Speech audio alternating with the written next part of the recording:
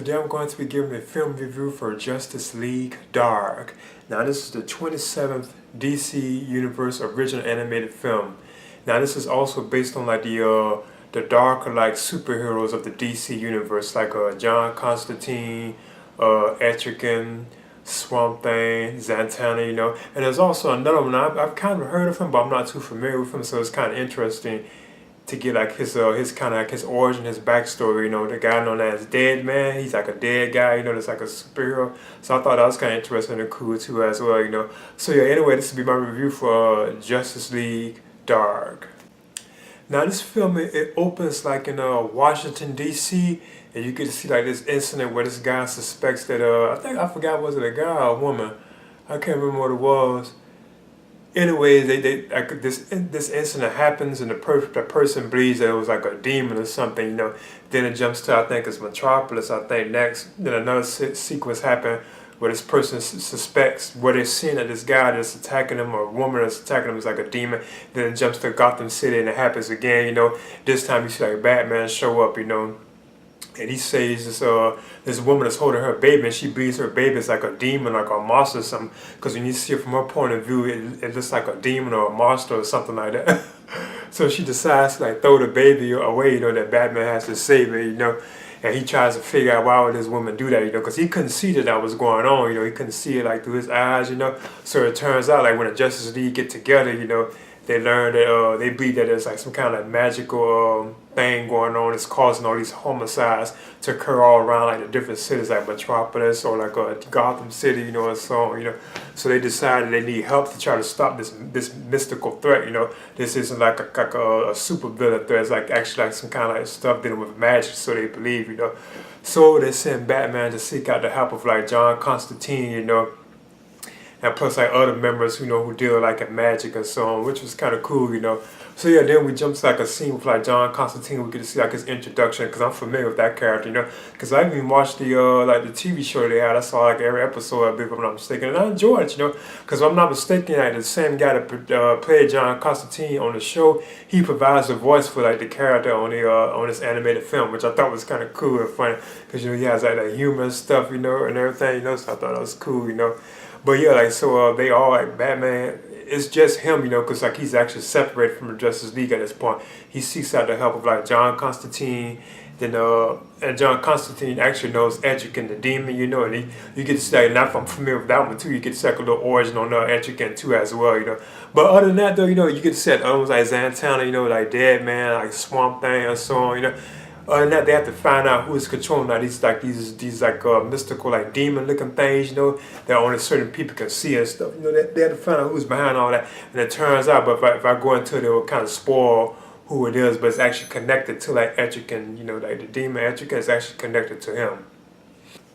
But one thing that's cool about it, I'm very familiar with all these dark superheroes of the DC universe, like Etrigan himself. I'm very familiar with that one.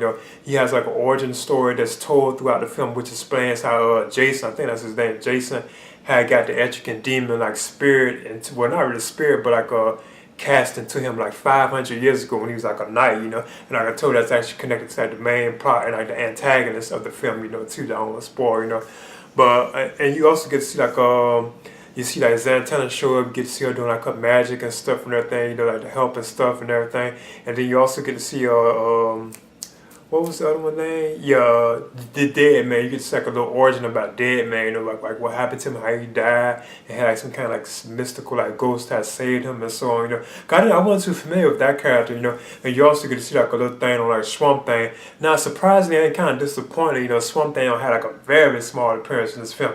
Like towards the end of the film, you got like a massive like action sequence, but it still wasn't, it wasn't really nothing there with something. I am very familiar with something. In fact, of all like these dark heroes, that's the one, that's the one I really do recognize. I'm very familiar with something. I definitely knew like who he was, Then you also get who else it was? I think that was really about it, like of the heroes and stuff. And another thing too, I thought was kind of cool about like the actual like fight sequences instead of like having like punching like brawls and stuff like they usually have in these films. You know, these DC Universe animated movies. They actually have like magical type battles. Like say with John Constantine, he's using magic and using like shields and stuff. Even Zatanna's like casting magic and stuff. You know, Etrigan on there all like casting magic and stuff. So I thought that was like awesome. And Deadman, he actually jumped into like people's bodies and possessed them and tell them what to do and so you know. So I thought that was kind of cool too as well, you know. But like the one thing I thought was kind of interesting about it too, you know, was like the magical battles. They seem very similar to like the recent like movie Doctor Strange, you know, like with Benedict Cumberbatch. It seems like very similar to that, like the way like the magical like sequences and how they're using magic and casting it and stuff. It feels very similar to that, you know. So I thought that was kind of interesting. Now this film was like violent too. They had like a lot of like beheadings and like blood and stuff like that, you know, like flying around and stuff. So it was like a violent film, you know, which kind of justifies it getting a R rating. Because from what I'm hearing, yeah, from what I know of, this was the actual first Justice League, you know, DC Universe original movie that's Justice League based, you know, that got like a R rating. Now they've had other like DC Universe original animated movies got R ratings, like I think Batman: The Killing Joke did, but this is the actual first Justice League film in the DC Universe movies, you know, animated movies to get an R rating, you know. Now you also have like far as like the cast go, you do have Matt Ryan who played John Constantine on the actual television series. He actually returns to play to provide the voice of John Constantine, which I thought was kind of kind of cool, you know, that he actually returned to the role. You also have Jason O'Mara returning as Bruce Wayne, Batman, you know. And you also have like the other people like Jerry O'Connor who returns as like Superman and stuff, you know. And the other ones too, I'm not gonna touch on all of them because they're all kind of been running with these films for like a while, you know. But in the end, though, I thought this was it was surprising pretty good. At times it feels kind of flat, you know, and it feels like it's a dragging, you know. But then I'd be giving like Justice League Dark.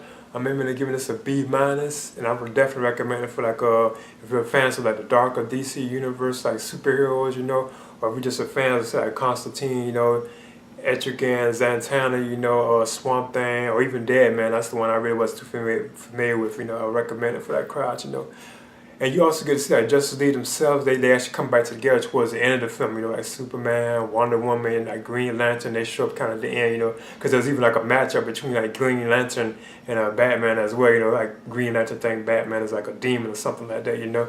But yeah, I'm giving Justice League Dark. I'm giving this a B minus, and I would recommend it, you know, for like these fans of these kind of films, you know. Oh yeah, and again, like animation as always was just like superb, excellent. You know, they did a good job with like the animation, like DC Universe.